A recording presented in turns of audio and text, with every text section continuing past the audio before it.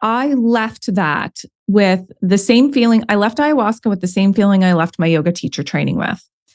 That was incredibly challenging. Obviously, ayahuasca was a lot more challenging, incredibly challenging, brought out parts of me that I didn't even know existed. And I wish everybody I loved could experience it. I wish everybody I love could experience ayahuasca, to experience the healing, the death of the ego, the rebirth of who we really are, the truth of our soul, the divine downloads that you're given, the access to see your life on timelines, past lives, future lives, current life. Like all of that is accessible. Of course, I want that for everybody I love. And, but you'd have to take the risk of, can you go sit with yourself and your fears and your truths? Because not everybody's willing to do that. I'm Harmony Williams, and this is Life Changing Trips. Sometimes it's hard to see the freedom and the beauty that lives behind the weight of everything we carry. But I believe that life is so amazing, and I can't waste another moment. I'm so excited to be here with you for another transformational conversation about experiences and the latest research on plant medicine, meditation, breath work, and other unconventional modalities, and how they are being used for mental health and expansion. I hope by listening that you will find ways to integrate your peak experiences and epiphanies to open up new levels of possibilities, ingenuity, and fulfillment in business, and deeper, authentic connection and passion in your relationships, and a feeling of purpose, of living fully alive. All content is for informational, entertainment, educational, and harm reduction purposes only. Life-Changing Trips and Harmony Williams and their affiliates and guests are not doctors or mental health professionals or legal advisors. Any information shared is not meant to treat, diagnose, or claim cures for any physical conditions or mental illness. Psychedelics and sacred plant medicines are not for everyone, even when done legally. There are serious contraindications with various health conditions and pharmaceutical medications. Please do your own research and take action to be informed. Remember that you are 100% responsible for your actions and subsequent consequences. The views of the guests are not the views and opinions of Life-Changing Trips. Hi, thanks so much for being here, Nicole. Hi, I'm so happy to be here this morning. Awesome. Well, let me introduce you just a little bit. Nicole Crone is a leadership coach. She helps support women entrepreneurs, and she's an international best-selling author and podcast host. Yeah, the podcast is the same as our business name, which is My Aligned Purpose. And the podcast actually was the catapult to everything. I did the Artist Way, Julia Cameron's spiritual challenge back in January of 2020. And I started to get the nudge of, maybe I want to have a podcast. And then from there, our business came. But the podcast has been around since the beginning. Awesome. I love it. Okay. So let's see, where do we start? Do you want to just give us like a little background and get us kind of caught up on you? And then for sure want to add in the ayahuasca journey here on our podcast. Okay. Try and keep it brief. But essentially I live in Victoria, British Columbia, and in Canada on the West Coast. And I was born and raised and lived in Nova Scotia on the East Coast until I was done with my undergrad when I was 22. And the long story kind of short is that I always knew I wanted to travel. I'm adventurous. I'd never been anywhere with my family, like on a plane or anything like that. But I watched The Beach when I was 14 with Leonardo DiCaprio, and he went to Thailand. And I was like, what is this place? And so I kind of always had this vision inside of my head that I would be that person that travels all around the world, and somehow I'd be able to work and travel all around the world. But the voices externally in my outside world, my parents, my teachers, my friends were all like, you got to go to university. We're all going to university. Everybody's going to university. School was easy for me. So the natural thing for teachers to recommend was go to university, be a nurse, be a lawyer, be a teacher, be something of significance, And I didn't want to do any of that. And so I graduated my undergrad. I did go to undergrad because all my friends were, and I didn't want to do any of that. And so after my undergrad, a group of girlfriends and I moved out west to the Rocky Mountains, to the Banff area where people come from all over the world to snowboard and ski. And I met the most nomadic, interesting, amazing people. Totally opened my eyes because I'm from a small town, like 3,000 people. Not a whole lot of like culture or ethnicity going on where I grew up. So yeah, so my mind was just like, wow, this is amazing. And so I spent a few years bartending, waitressing, all that sort of stuff.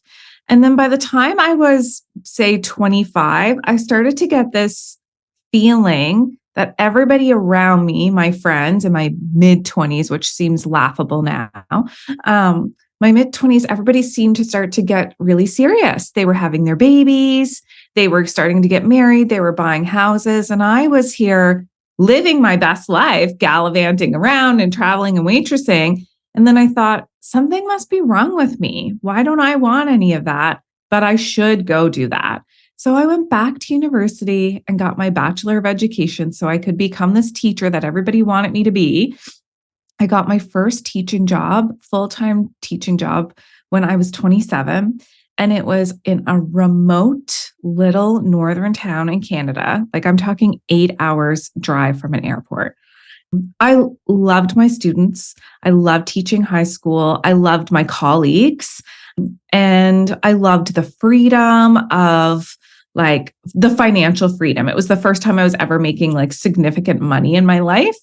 And I thought, wow, this is it. But then it wasn't it. I still wasn't happy. I was like, okay, I have the job, I have the pension, which is like equivalent to your 401k. I have the benefits. I have summers off. I'm not happy though. And so I really started to like pay attention to that. I stayed in that town in my safe little classroom up there for 3 years. And at the time I was engaged to somebody, also not happy in that relationship. I knew 6 months in, I shouldn't have stayed with this person. And I stayed for 6 years. There was a lot of ignoring my intuition, not trusting myself. This is all going to lead to the ayahuasca part. I did a lot of that in my early years too. I did actually, though, with the teaching thing, I wanted to be a teacher. And I was like, one semester, I just needed to do my student teaching. But I was like, my sister, I was working at Delta Airlines, had free flights. And my sister had been working for 5 years teaching. And she was miserable. She was like, looked at my pay scale at Delta Airlines, like call center. I was at a call center. I was making like $9 an hour, right? And she's like looking at where I would be in 5 years. And she's like, oh, if I'd been working at Delta for 5 years, I'd be making more and I'd have free flights. And I was like, really? Yeah. And then I realized like, I didn't want to teach something I wasn't passionate about, like be like that. I love teaching, but I want to be passionate about it. I don't want to have all those rules set on me anyway. So I didn't end up doing that. I ended up going with another way that culture wanted me to do. In my culture, it was more like get married, have babies. Right. And that's what God wants you to do, multiply and replenish the earth. And anyway, so I went that route of listening, which I'm so grateful. I have all the kids now, right? You wouldn't give them up. But yeah, we deny our own intuition, especially at that younger age. Now I'm stepping into like really listening. So yeah, no, it's that's just it. When I reflect back, I'm like, I can give myself some grace of, okay, Nicole, you were in your 20s, cool it. And then, so by the time I was 29, my fiance that we had been together for 6 years, we were just about to get married this year. I had found out that he had been cheating. And I kind of knew. It was like I had a feeling, but this was actual proof. So that was the summer of 2015. And then I had already signed a contract to go back up north and teach. And I went back up north and taught. And, you know, I only started to tell this story in the last few years. And if my mom listens to this, I'm sorry, Mom, that I put on such a front. But I let everybody believe that I was totally fine. And I was not. I started drinking really heavily on the weekends, like school would end and I would just want to be completely blackout for the weekend. I wouldn't want to know what was going on. And it was so socially acceptable amongst the teachers. Everybody was just like partying so hard on the weekends because we're in the middle of nowhere, nothing's going on.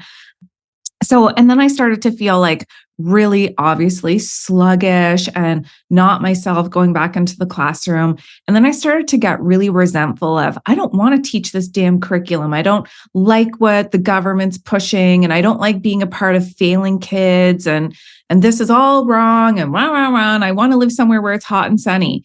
And so finally, I feel all that. Like, yeah, it was like all of it. It all started to pile up. And I turned 30 that March, and I went to Las Vegas with my sister and a couple of girlfriends. And my sister just threw out this idea, and she said, you should really take a year off teaching and go to Australia or something. And that to me was so perplexing. I thought, I have this serious job now. I can't leave the serious job and just go to Australia for a year. And she was like, why not? Yes, you can. A classroom will always be there. You're always going to be a teacher if you want it. yes. And if we backtrack to when I moved to the mountains when I was 22 with my girlfriends, a lot of them ended up with Aussie guys because all the Aussies were over here skiing and snowboarding. So I had one friend who married an Aussie, and she was in Australia. And my sister said, just call her up. See if you can go stay with her for a couple months, get your feet on the ground, get a working holiday visa. You can still apply because you're 30, and figure it out. And so I came home from that Vegas trip. I sat on that thought for a week. I read You Are a Badass by Jen Sincero, not the money one, just the regular You Are a Badass. And I closed that book, and I walked into my principal's office, and I said, I'm done after this year. I won't be back next year. And they thought I was insane, absolutely insane. Everybody thought I was insane. Everybody except my parents and my really close friends who knew I was like really hurting. They were like, I think you need to take a break. And so I found myself the following fall, instead of entering a classroom, landing touchdown in Australia for a year. And that was the catalyst to my ayahuasca journey, writing a best-selling book, landing here on the west coast of Canada, and then everything else that has fallen into place since. And now I'm a business coach, and I have a coaching and education program. I love teaching. I create courses and programs for women around mindset, NLP, manifestation, spirituality, and it's all rooted in how to have all those parts of yourself and have a business that makes money. Awesome. I love it. This is like one of my passions, this topic, these subjects we're talking about. So I am so excited. I'll have to try and not talk so I can let you talk a bunch and I don't keep you over time. But can you tell me a little about like what happened in Australia? You stayed with a friend and her husband? Yeah. So my friend and her husband I brought a friend with me, another teacher who also wanted to take a year off. And I said, hey, me and this friend are going to come to Australia. You have a spare room. Any chance we can pay you some rent and we can stay there for a little bit till we figure it out? And she was so stoked. You know, she's lived on the other side of the world. And so to have friends come, she said, absolutely, was so inviting. Now, I told her in, let's say, April that I was going to be coming in the fall. And she knew about the end of my relationship and just like really how much I was internally suffering. And she had said to me, I would love to book you to come with me to an ayahuasca experience when you get here. And I'd never heard of ayahuasca, never heard the word in my life. And I had dabbled with a lot of like mushrooms and cannabis and other things in my life in more of a like party way. Yeah. But I had never heard of like plant medicine as medicine in a ceremonial setting. Yeah. I'd never heard about ayahuasca until a couple of years ago, you know? Yeah. So yeah. I'm still one of very few people in my circle that knows really like the depths of it. I think that's what kind of keeps it sacred and really beautiful. And I'm open to talking about it on podcasts in a way that's like educational and sacred and informative. It's not like everybody go sign up to this retreat and do ayahuasca today. I believe you get the calling. And when you get the calling, you'll figure out how to get there. So she had said to me, you get here, I don't know, I think I arrived in Australia October 22nd or something. She said, you're going to get here in October and the ceremony is November 12th. It was like 3 weeks after I was going to be arriving.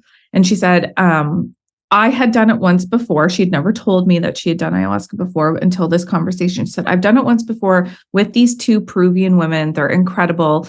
And there's another one happening in November. I'm going to sign up and I'm going to sign you up. And she said, if you like, let me tell you about it. And she's kind of telling me about it, not really grasping it. And I said, I'm a big learner through watching videos and stuff. I said, I'm going to YouTube it. And she was like, well, I don't know if I would do that. And so here I am up north, should be lesson planning instead. And I don't even know how to spell it properly at the time. I Google ayahuasca. And what I watched was absolutely terrifying. Right? I thought, oh my God, there's no way. There is no way. I was like, Jade, no, this is not happening. Anyhow, somehow over the course of summer, my summer, North American summer, she convinced me that when I get there, it will be totally okay. So I arrive in Australia in October. It's amazing. It's their spring. And we go to a few concerts soon as I arrive. It's my first time seeing my friend in a few years. And then right away we have to start the dieta, because you have to, 2 weeks out, really watch what you're putting in and on your body. And so I had one big hurrah when I landed in Australia. And then it was go time of, I have to detox my body for the ceremony. And when I got there, her friend circle was really spiritual and into everything esoteric and plant medicine. And so I was meeting all these people right away that were talking this language that I was unfamiliar with. And everybody was telling me about their ayahuasca experience. And if I could summarize it, it was like everybody had these really terrifying, what I would call terrifying experiences. And they said, and I would do it all again in a heartbeat for how amazing it shifted my whole entire life. And that was exactly my experience. So we get to November. I don't even have a job yet. I literally just touched down 3 weeks ago. And we're driving, and it's in Mullumbimby, which is in the jungle in Australia. So it's quite a road trip for me and my friend in the car. And I have a full-blown panic or anxiety attack. And I'm not a panicky person or an anxious person. I don't experience those feelings often. And it was to the point where we had to pull over the car, and I was crying and hyperventilating. And I was like, I'm so scared. And she said to me, what are you scared of? I said, I'm so scared of what's going to come up. And she said, well, that's the beautiful part of all this, because it's going to come up and it's not going to live in you anymore. If you're that afraid of whatever is deep and dark inside of you that you're going to have to face, it's going to come up and you're going to face it and it'll be gone. I was like, okay. So we get to the ayahuasca ceremony, and I believe there's 12 of us, and it was the most beautiful setting. Everything about it was, oh my gosh, everything about it was amazing. And, you set your intention. And I went real light and fluffy the first night. I was like, I'm not ready to go deep. So my intention was something along the lines of show me a clear path of how I can live a life where I get to be near my sister and create really great memories for the rest of our lives, which is really ironic how my life has played out since then. And that night was a beautiful 8-hour experience of, I recalled all of these memories of my sister and I being little kids. I totally forgot it up until this moment that until I was 8, my sister's 3 years younger. So until I was 8 and she was 5, that not only did we share a room in a little tiny home, but we shared a queen size waterbed. My parents put this gigantic waterbed in this little room, and me and my sister shared a bed for years. And I had all of these memories of how we would keep each other up, giggling and talking and tickling, and how my mom would come in and say, girls, you have to get to sleep. Nicole has school in the morning. But we would just be having so much fun in this waterbed together. And I forgot that ever existed until I went to ayahuasca. And I was like, oh my gosh, we had all these amazing memories. That I'm just picturing Anna and what is it, the Frozen girls, playing and oh, that's so fun. Or just you guys rolling on the waterbed and bouncing each other off. Yeah. And it's so funny that you say Anna, because I remembered, and then I went back and looked at photos, but I remembered we had this big, like Ariel, the Little Mermaid, like blanket on the bed, and loved the Little Mermaid. And so all these memories were coming back that I had never had. And then I had all these, future visions, but the most remarkable, like, experience that happened to me that night, that is really hard to put into words, especially for anybody who's not experienced plant medicine to this depth. But what happened that night was, one of the shamans, the main shaman, she was sitting at the front of the room, and, we're a few hours into it. I'm in my journey, and I look up at her, and she's sitting in lotus pose, like traditional legs crossed, sitting up straight. And it was as if her whole entire body was translucent. I could see through her body, and I could see her whole chakra system lit up. And up to this point, I didn't really know too much about the chakras, maybe had heard about them. And it was as if the universe, God, source, whatever we want to call it, ayahuasca, gave me the textbook encyclopedia download of anything and everything I would ever need to know about the chakra system. Now, I infuse this into all of my work. I know so much about the chakra systems now from this, like, divine download. I walked away from there. I felt like an expert. I was like, I knew everything, and I could see it all in her. And I don't know how to explain that to people other than it just is. I don't know how else to explain it. I was given this gift, this information. It reminds me of like the Matrix, where they just like download, okay, now you know karate. Yes. now you know how to fly an airplane. And now you know all about the chakra system. Yeah. And so I wasn't sure what to do with this information in that moment, obviously. And now, again, I sat with the medicine in fall of 2016, and we're in the fall of 2023. So 7 years ago. Over the last 7 years, I can see why I needed that information, or why it's been beneficial to me. So the first night was really beautiful. There was no purging. There was no scary imagery. It was beautiful. And then the second night rolls around, and, my friend said to me, you have to set your intention, what you came here for. And, like, you really have to allow yourself to go there. And for the first time, I think ever, I admitted to myself and outwardly to the people that was in the room, when I set my intention, I said, I want to be able to trust men in an intimate way. I don't think I've ever trusted men in an intimate way. I trust them like my dad as my fatherly figure, and my guy friends like as my bros, my pals, but never a man that I would have a relationship with did I actually ever trust. And and that can come from past lives and all these sorts of things.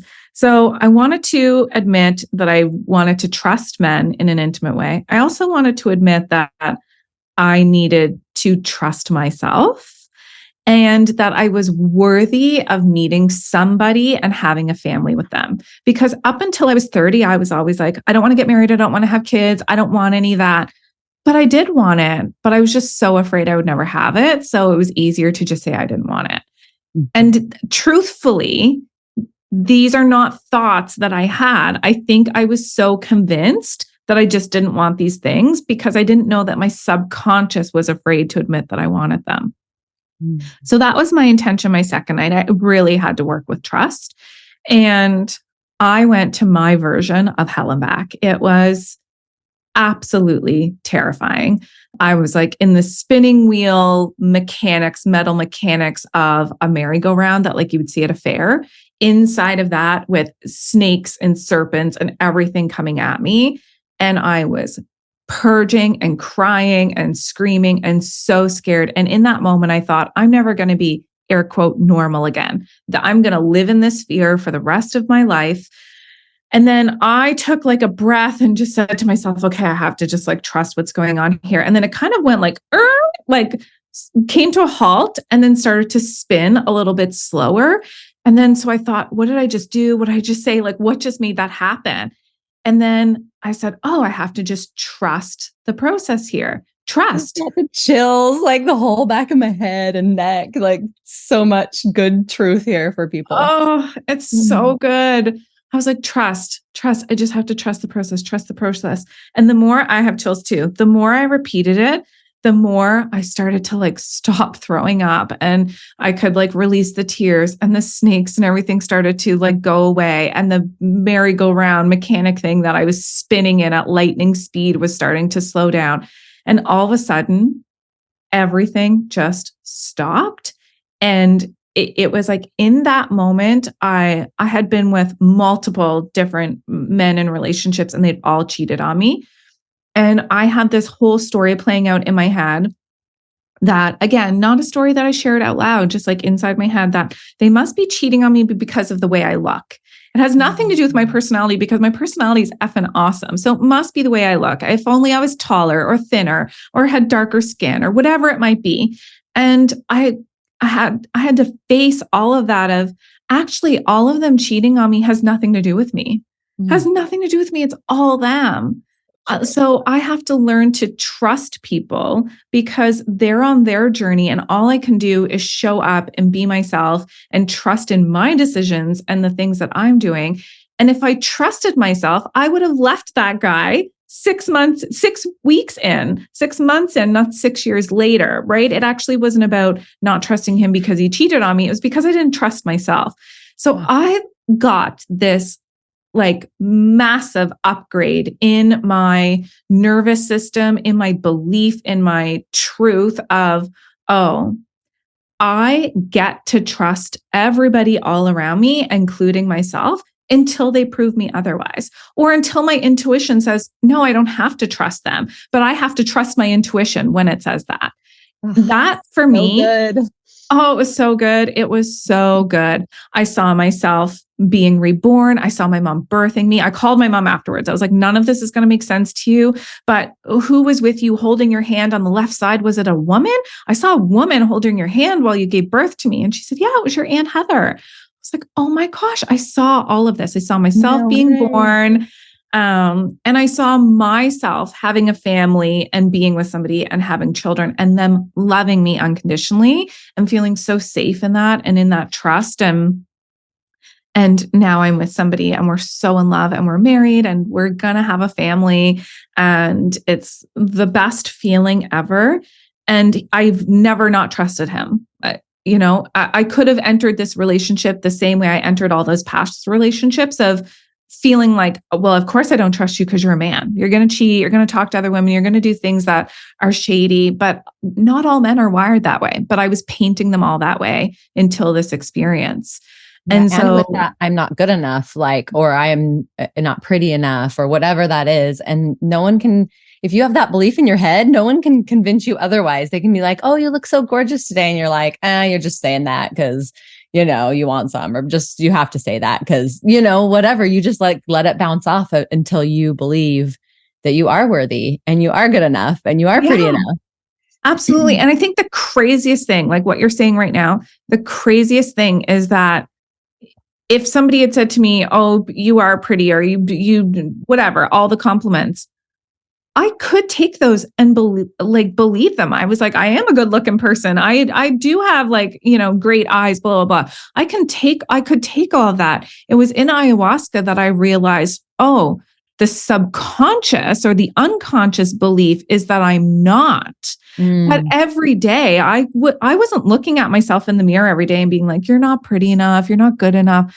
I wasn't consciously thinking that, but the subconscious, and this is all the work I do now with women, is like, yeah, you're saying you want money. You're saying you want a business. You say you want this, but if you're not feeling it, experiencing and allowing it in, it's probably because the subconscious program, what's in here, and you don't have to go do ayahuasca to get into that subconscious program. It definitely fast tracks it, but we have to figure out what's the program in the body that is influencing the mind that oftentimes we don't even recognize is happening. And that was my experience, where it brought to the surface of like, oh, I didn't know I had this subconscious program that I don't trust people. I don't think I'm good enough. And I think it's all about my looks. But I didn't actively think that on a day-to-day basis. Yeah, that's fascinating. Because I know a lot of women who are like, literally, they know they're putting themselves down in their head, in their head. And I think you brought up one of mine, just that subconscious, like, oh, money is hard. And I really had one pretty strong belief built into me somehow that you can't be a good mom and be a good businesswoman or make lots of money, because that would mean you'd have to be a bad mom. And so I love finding examples of people, and I have many mentors now that are great moms and make lots of money. They're not working at a $10 an hour job, 40 hours a week. You know what I mean? They're working smart and using their gifts and talents and helping tons of other people. So I love this. Oh, Harmony, I have to tell you, like, when you say I somehow have this belief, that belief is so common. And that's a patriarchal thing of like, you must be a really good mom, but also work 40 hours a week. But like, if you are a career woman, then don't be too bossy. And if you are a career woman, then you're probably a bad mom. And it's like, it's such a like this patriarchal thing painted on all women of you've got to be everything all the time, but don't be too much, but don't be too little. And it's like, oh, that's a whole other podcast episode. Yes, we'll. I'm ready to release that. Right? Yeah. So, to wrap up the ayahuasca experience, there was so much more to it. I mean, we could talk about it for hours, but essentially, I did have like the dark night of the soul. I had the terrifying experience. I purged 4 hours, filled buckets. I cried and cried and cried and threw up. And I left that with the same feeling. I left ayahuasca with the same feeling I left my yoga teacher training with. That was incredibly challenging. Obviously, ayahuasca was a lot more challenging, incredibly challenging, brought out parts of me that I didn't even know existed. And I wish everybody I loved could experience it. I wish everybody I love could experience ayahuasca, to experience the healing, the death of the ego, the rebirth of who we really are, the truth of our soul, the divine downloads that you're given, the access to see your life on timelines, past lives, future lives, current life. Like all of that is accessible. Of course, I want that for everybody I love, but you'd have to take the risk of, can you go sit with yourself and your fears and your truths? Because not everybody's willing to do that. Yeah. Yeah. Looking at ourselves. I remember as I've been into like personal development a lot, and I loved listening to Abraham Hicks and Byron Katie and doing the work, and, had these different mentors and coaches, and I heard shadow work, and I was like, I don't want to do shadow work. Like, that sounds terrible. Why would I want to bring up all the worst parts of me? I just want to shove them down. But like you were saying earlier in that trip, your friend's awesome advice, like, if they're inside of you and you're shoving them down, like, don't we want to just like pull them out and see them in the light, investigate them and release them, get rid of, let it go, not have to just carry that somewhere down inside of you, hoping it doesn't ever come out. Yeah, absolutely. And, and that's just it. I've recommended a few people I really love to look into ayahuasca, or even like assisted psilocybin, medicine, where you would sit with somebody who is going to be there and support you. Like, I don't recommend doing these sorts of journeys on your own. I think having the assistance and the guides and the support there, plant medicine goes into our psyche in a way that we can get there through really deep meditation and deep breath work and inquiry like that. And ayahuasca is said to be the equivalent of 10 years of therapy. So you go do 2 sits of ayahuasca and you're really accessing a couple of decades of therapy for yourself. I don't know. I think the fast track version is pretty great. Right? I'm already 44. My husband has this saying, I don't really know neither of us really know what it means, but he says, live like it's halftime. And we just laugh because we're like, I don't even know what that means, but it's funny. Let's say, like, live like it's halftime. But it's more about like, we're about halfway through our life. And what are we doing? Are we enjoying life? Are we, and we were in that midlife crisis thing, like, okay, we've got the kids, we got the house, we got the boat, the camper, the car, like, doing all the things. Yeah, this good job that actually we're not struggling for money anymore. And my husband has a great job. I get to do all my fun stuff, go out, take people on hikes and do breath work and meditation and life coaching. And we were just like, what? Well, now I'm doing more of that. Before I was just kind of like, before my plant medicine, just unfulfilled. And I knew I wanted to be happy. I'm like, I have these kids and I love them and they're amazing. And like logically, I knew I wanted to enjoy the moment, but I couldn't get myself to enjoy the moment. Like I just wanted to be somewhere different and I couldn't enjoy it like I wanted to. I don't know how to explain it. And it made me depressed and exhausted. And I thought my hormones were off and I'd go to like drop my kid off at school, one of my youngest. And I have my oldest right now is 23 and my youngest is 6 and I have 5. So I felt like I'd been parenting for ages because I had 20 something years. And I was like, I want to just do something for myself. I want to make one decision where I don't have to take 7 other people into account and go have fun and see who I am and be me. Not that my life was terrible and I couldn't, but I was just really in a stuck place. And I still had a little one, still having accidents. I'd come back from taking the one to school and put a TV show on for the little one, which is not my ideal, bowl of cereal in front of him and go back to bed because I was exhausted. And so I didn't actually do anything with my hormones. I ended up doing a mushroom journey. And on that journey, like you said, you can't explain to other people if they haven't experienced it, but I experienced each of my children's and my husband's souls, like these incredible pieces of artwork that were so beautiful and such this painting that you couldn't even explain or understand, but like made you cry looking at their souls.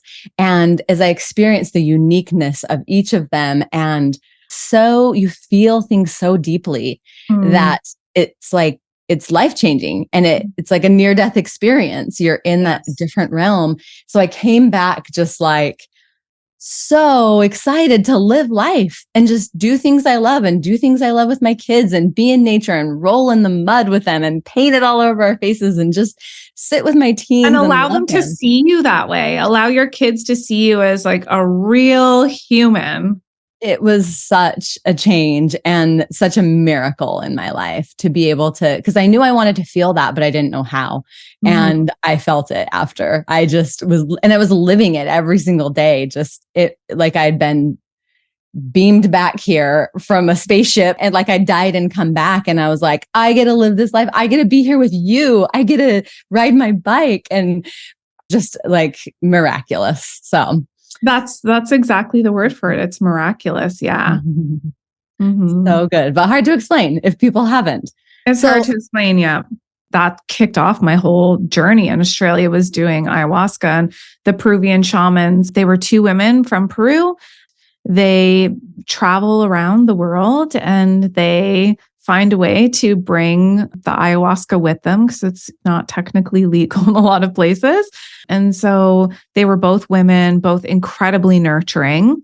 The main woman who was facilitating it with us, I believe that she was meant to bring me that knowledge of the chakra system because it was like through her that I saw it and gained it.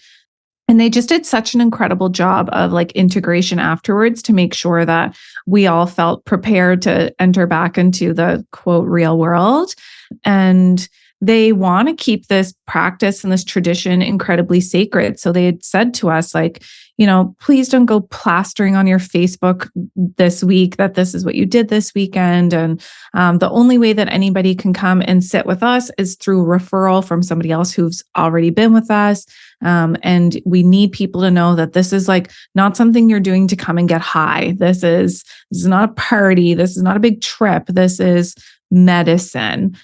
So when you speak of it in that context. And I was like, oh, absolutely. It really changed how I looked at lots of things, how I looked at mushrooms, how I looked at cannabis. I was like, oh, they're teachers. There's something here in these plants. It actually really got me into the show called Psychedelica, where it talks about the history of all the different plants that we can use in plant medicine. But so that beginning of my journey in Australia led me to, I saw in the journey, like, maybe I'll write a book. And I had no idea what it was about. And long story short, I started waking up after ayahuasca every night at like 3 a.m. with stories I want to share about how I taught, because I know I did things really different in my classroom. And I was in a school that had a really strong religious undertone, and they didn't like to use the word yoga and that sort of thing. And I was a yoga teacher, but my students loved it. They'd be like, Miss McClellan, can we close the door and do breath work? Can we close the door and do meditation? I'm like, okay, don't tell anybody. I could be that kind of teacher, right? Yeah, exactly. And I was getting incredible results, and parents were calling the school and saying like, what's Miss McClellan doing? My kid actually wants to go to school, blah, blah, blah. So I ended up writing a book about my whole experience, and it's called I Did Something Different and It Worked. And I love wrote my that book. title. Thank you. So I wrote my book with an Australian publishing company. I went away on a retreat with them, and they did all of the work, because there's about 200 steps to get published on Amazon. And that was the beginning of me never going back to being a teacher again and starting my coaching career. And originally I wanted to coach young teenagers and young women. That was the idea of like, how can I continue to support young women? And then I was just really honest with myself of like, they're not the ones that are going to be able to pay me and pay my bills. And I start to lean more into what I'm passionate about, which is manifestation and spirituality and mindset. And then I met Kaila, who's my business partner. And she is really organized and into systems and loves money and investing, like real estate investing, market investing, teaching women how to do all that. And we were like, I love manifesting. You love money.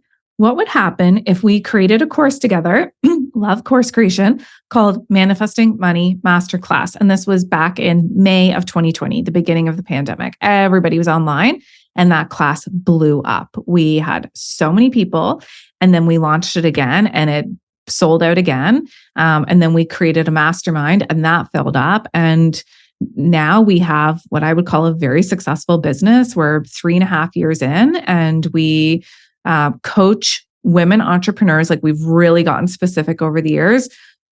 We coach women entrepreneurs to start and grow an online business. Our belief is that the majority of women want some sort of freedom, whether it's time, financial, or location, or all three together.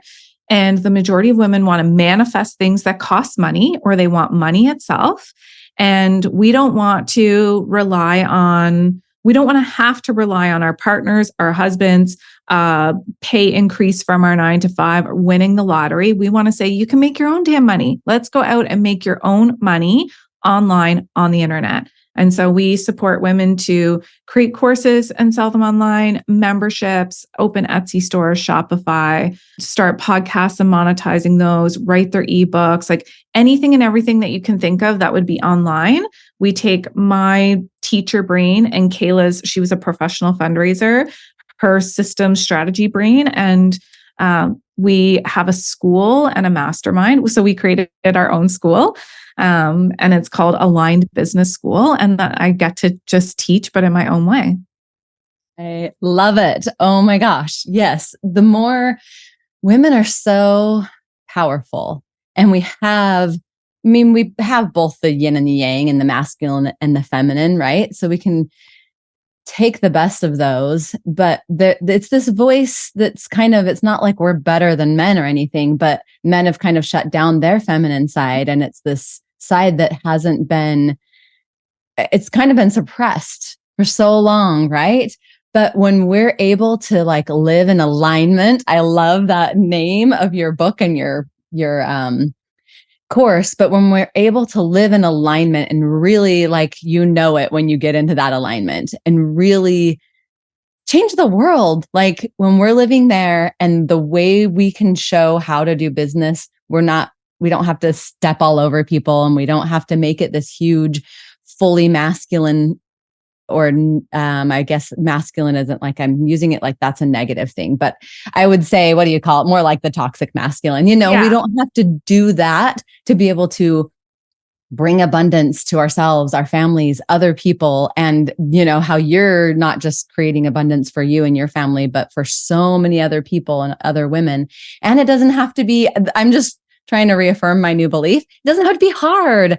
I don't have to work so much that I can't give attention to my kids, but I can be this example of how I can do something online. I can be a podcast host. I can write a book and have a business and create abundance for everyone. We don't have to live in this world where it's lack.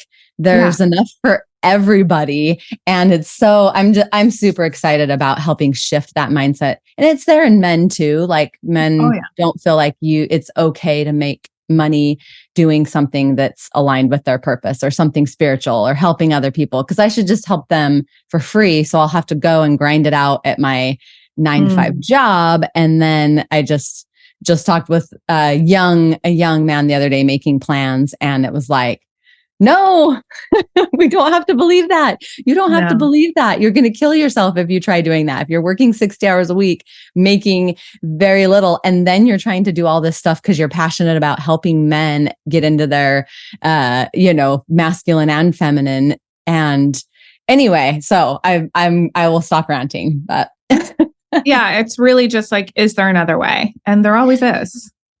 Yes. Yeah. Do you want it to be another way? Do you want it to be easier? Then we just have to it's for some people, it sounds like so like woo woo, and it is truth. We just have to create a new belief. I love that. I believe the sky's blue. And if I want to believe that working is easy or it's easy to make money, then I just have to create that belief. And it's going to take time. We got to carve the new neural pathway. We have to get our brain and body on board. And it's not impossible to create a new belief. I love it. And it can be super fast with plant medicine too, but also like you were saying, meditation and breath work, and just having this community, being surrounded by people like you who are like, I've done it. Let me show you how. And all of these other people that really boosts my belief when I'm seeing it live in person and someone else is showing me it doesn't have to be so hard. Here's some ways, or let me help you figure out your way that feels aligned to you. Absolutely. Yeah. And that's exactly it. I think that's where so much of our success has come from, is women trust us because we're saying you can leave your 9-to-5 and build an online 7-figure business. And we're proof. Myself and Kaila are both proof of it. I was a teacher. I had all the safety in the world. She was a professional fundraiser, had all the safety in the world.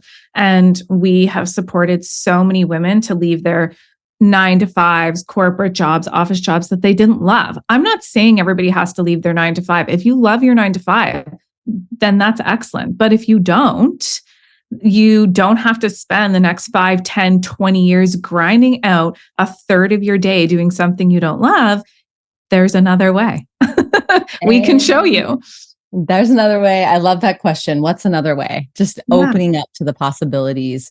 My mind was so closed before. I only knew what I knew, and I didn't look outside that box, even though there's so much, or just what people around you, like everybody has to work a 9-to-5 job. Everybody has to go to university or whatever those beliefs are. Okay. So tell me, I want to know a little more about how you help people, how you help them, right? Like you have helped over like 200 authors, right? Mm-hmm. So yeah, tell me more. I'm interested. Yeah. So the author piece, when I wrote my book in Australia in 2017, I wrote it with a publishing company called Inspirational Book Writers. I would say a year after that, they reached out to me and said, we'd love to have you come on board on the team and be a book coach. You're such a fantastic coach, and I know that you can reach people in this way. And so I got given that opportunity in 2018, right up until recently. I've stepped down because my business, My Aligned Purpose, is my full focus. But through Inspirational Book Writers, we've done, I don't know how many online intensives where we help people write their book in a week. And then after that, they can sign up to a year-long program. This is through Dave and Davina. They're the two people that run Inspirational Book Writers. And Dave and Davina will coach you for a year when you sign up to their program. And they will guarantee, I've never seen anybody not get Amazon bestseller, that they'll get all the workings and the pieces in the place to get you onto Amazon. And what's really cool about them is they only attract like the most amazing people. So when you go in and write your book with them, you're going to be surrounded by people who know ayahuasca. That's not even a question. They know spirituality, they know astrology, they know self-love, they know tantra, they know all of this stuff. And their books are all pieces of work, of art. It's not like there's no censorship when you go to write your book with Inspirational Book Writers, which is really amazing. So Dave is the owner of it, attracts the most amazing people. So I can, if people want to look into that, send Dave a message, tell him I said hi, and it's Inspirational Book Writers, and they're out of Australia.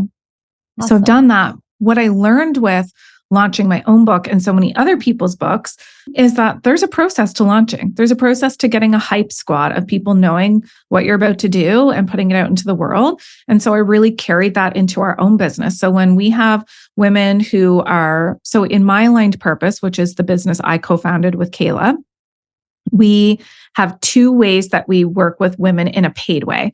We have lots of freebies, our podcast, Instagram, tons of stuff on our website. But when people sign up to invest and work with us, we have Aligned Business School, which is, we're actually just starting September 12th. So a live cohort.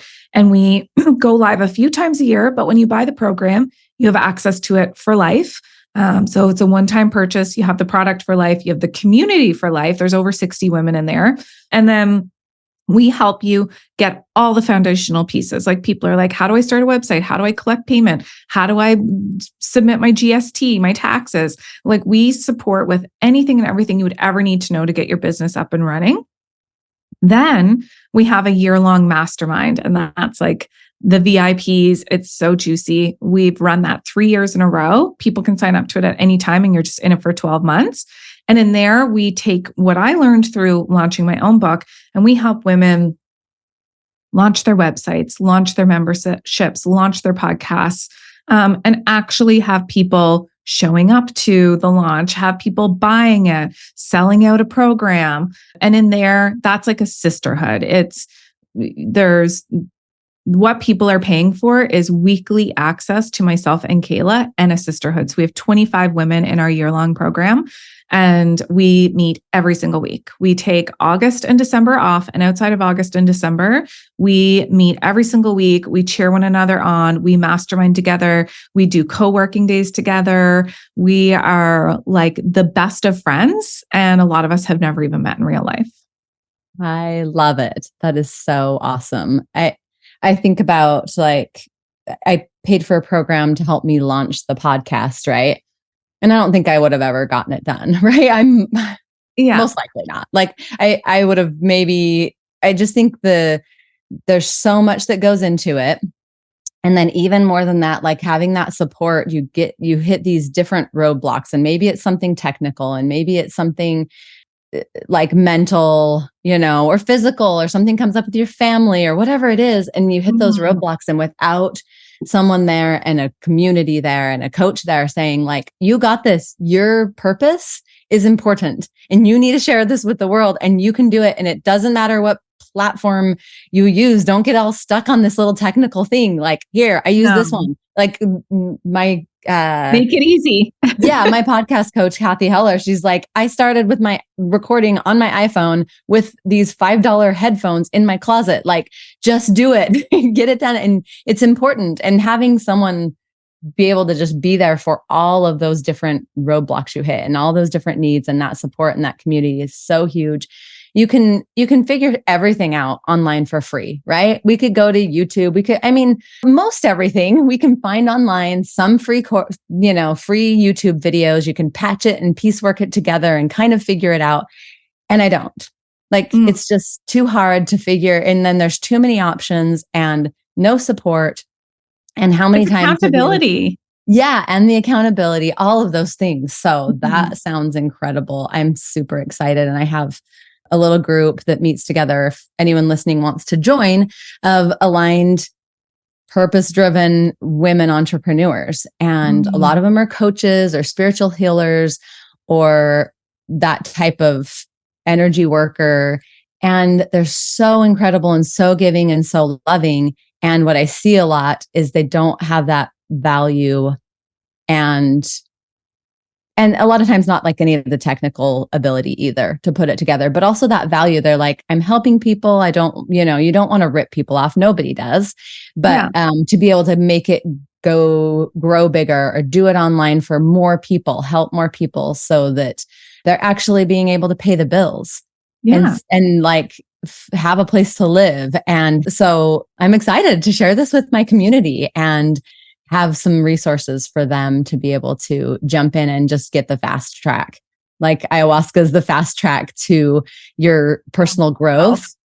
Mm-hmm. Yeah. Then having a business coach be a fast track, someone that's done it already. And it makes sense to me. It's hard with my upbringing, being poor in some of those beliefs, but it makes sense to me. It's like, okay, I could struggle through this and 10 years later, maybe figure out and have grinded and made all the mistakes. And now I've kind of got a somewhat successful business, or take 1 year and have someone help me and really get it going and pay them. But how much money can we, make back in return? Like financially, it does make sense. Yeah. And it's actually all a mindset. And because money's energy, it's literally just neutral energy. It's not good or bad. It's not right or wrong. It's infinite. It's not finite. And so when we believe that we can be a magnet to money coming to us in any way, when we're open to money coming to us in any way and always, like truly open, and we're not blocking it by saying like, I only like you when you come around for me, or I really wish I didn't have to pay this bill. I heard somebody say yesterday, yeah, but if I make more money, then I'd have to pay more taxes. I'm like, yes. And you're making more money and you're helping more women. We have to really put down the stories that are not serving us to our highest good. Do you want to make impact? Yes. Do you deserve to get paid for that? Absolutely. Do people want to spend money for your help? For sure. Like when we can start to rewrite all of that, the game changes. And like you said, when you invest in a business coach or any sort of person, when you invest in them, the hope and the intention is that they can give you their, Kaila and I have decades of experience combined together.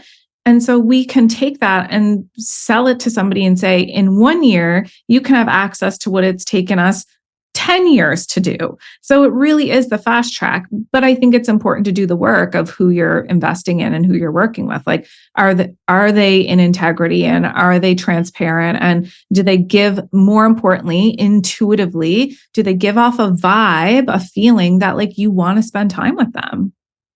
So true. Yeah. Because I had seen other, like for the podcasting course that I bought, I'd seen other people. There's, these guys out there that are like, I don't know, just some stuff. Yeah. Yeah. Go, go, go. And we're going to do this. And just their energy wasn't like, it was a little too heavy for me, a little too like, I wanted someone who was a little more into the get aligned, manifesting, attracting, a little more into that, but also could show me the results and had a system, an organized system. It wasn't just all woo and just like sit here and meditate and the money will come. Like I didn't want just that, but I wanted someone who aligned with me. Right. So I love it because the right people that are the fit for this will be like, oh yes, I like her. I like what she's saying. I'm in, and it all works out. Okay. So I was going to see if there's so to that little group of women entrepreneurs, men entrepreneurs, whatever, is there some like great advice or something that some tips or maybe a question you get asked all the time that you could give a little freebie here, a little taste for the listeners? Mm-hmm. A lot of people ask me, how do I get my partner on board? Like, I'm changing my life. I'm diving into personal development. I'm getting into manifesting, I'm up leveling, and my partner's not. And so what I would really love for everybody to really know is that we can never, ever, for our children, for our family, for our parents, for anyone else, we can't manifest for anybody else, and we can't control anybody else. And you don't want to control somebody. The best thing that anybody can do is go on their path. And it sounds incredibly selfish because it is. And we have to take care of ourselves first. And we have to, if you want to get really into manifesting, if you want to get really into personal development and money mindset and energetics, and you're afraid of the split or the divide that might create between you and your partner, you have to ask yourself, what are you more afraid of? Staying where you are and what's comfortable and what's known and what's familiar? Or can you be open to the unknown? We cannot predict. And so can you trust that if God, source, universe, whatever, is giving you the guidance to say, go expand, read more books, go on that retreat for a week, or hang out with these people. And you have to trust that you're following your guidance and everything else will fall into place. And that might mean people falling out of place, and you have to be okay with that. Ah, that's so beautiful. That was definitely one of my fears. Yeah, for sure. It's most people's fear. In some people I've seen go on their path and they end up getting divorced, and it's hard for them. And then I'm thinking of specific people. But you know what? Life. But what I want to say to that is, what's harder, staying in the marriage and you're not being yourself? Ah, yes. Right. Yeah. And most of them, the ones I'm thinking of, they've gone on to meet this incredibly aligned partner, and they have a great life, and it's wonderful. And for me, I had that fear. And right now he's not as woo as I am, and that's totally fine, but he's opened up a lot, and just like, okay, let's almost, and open to your journey, like you being on your journey. Watching that's all that matters. Who I'm going to become, and being okay with that. And it's been really fun, just like allowing each other to expand and to grow, and giving each other that space. So either way, that is one of those beliefs, I think, that can hold someone back from going and expanding and reaching their true potential and their gifts, and sharing those with the world, because they're afraid of what might happen, with a loved one. So, such a good one. I think another piece to that, like a second piece to that, is like myself and my business partner, Kaila, we both keep a little journal. It's at our desk, it's by our bed, and it's called Desires. And we just write down whatever we want with no justification. Like, oh, all of a sudden right now, I would really love to have a meal prep service next week. Okay, I'm going to write down, I want a meal prep service. It's okay to want. We're not wanting from a place of lack. We're wanting from a place of desire. Write down what you want and not justify it. Because the thing is people make their wants, soon as they start to justify it, then they convince themselves they don't want it. Like if somebody wants to homeschool their kids, that's what they want. They want to homeschool their kids, but then they're afraid of what their parents might say, or their friends, or what will happen to their kids if they homeschool. So now they're trying to think about how they would justify wanting to homeschool to their friends and to their family. And they talk themselves out of what they want, because they talk themselves out of justifying what they want. You have to just want what you want, not justify it. So huge. Oh my goodness. I love it. I love that. Not justifying it. And I just wrote down Desires, Australia. Yeah. Write it down. Why do you want to go? Like, don't worry about the how. Just why do you want to go? And keep asking yourself, why do I really want to go to Australia? The answer will reveal itself. The how will reveal itself. Yeah. Yeah. That's been a huge key. I got so hung up on the technology, or I have to do it this way. But I have to understand how to build this funnel or post these things. I have to do it that way. And I don't know how. And I make this like big roadblock for myself. And when I just focus on like what I wanted and why, and then let the universe, God, source, whatever, let the universe work out the how, it works out so much better for me. So much better. Always. I love it. See, I don't even know the end of this podcast thing, but I knew I wanted it. I knew why. And I didn't know how I was going to get there, but here I am talking with you. I love it. Enjoying the journey. Yes. That was one of the keys too to that year after I did psilocybin. It was just so magical and catapulted me into this.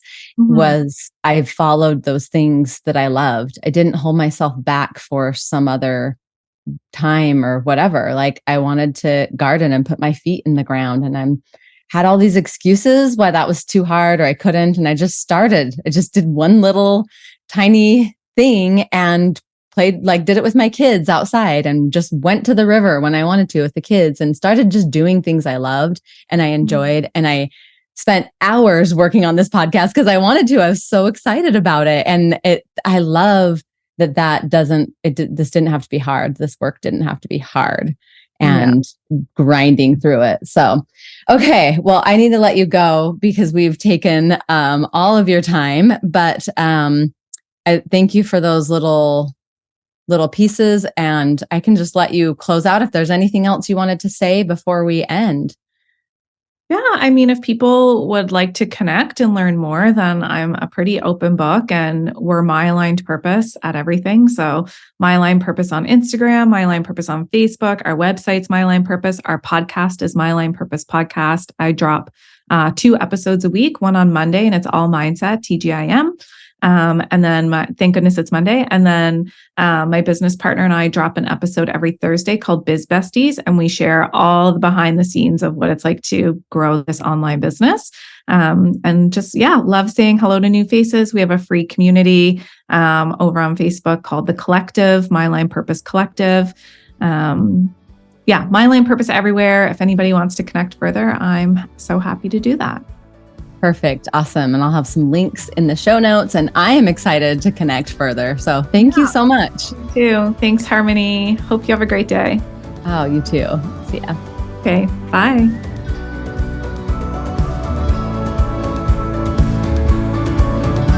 Thanks so much for subscribing and leaving a review. Come join our amazing free community, Life Changing Trips. There's a link in the description.